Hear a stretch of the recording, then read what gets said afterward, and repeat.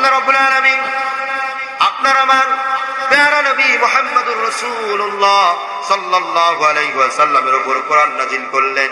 আল্লাহর সাথে তার সম্পর্কটা কেমন ছিল, আল্লাহর সাথে তার কতটা গভীর সম্পর্ক ছিল, কালেকশন ছিল। আমার নবী যখন মেরাজে যান, মেরাজে যাওয়ার পর আল্লাহ রাব্বুল আলামিনের সাথে অনেক কথোপকথন হয়।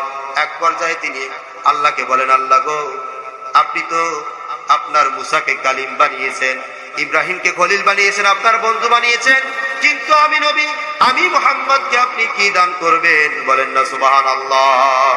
কাকে বলতেছেন? বলেন কাকে বলতেছেন? আল্লাহকে বলতেছেন।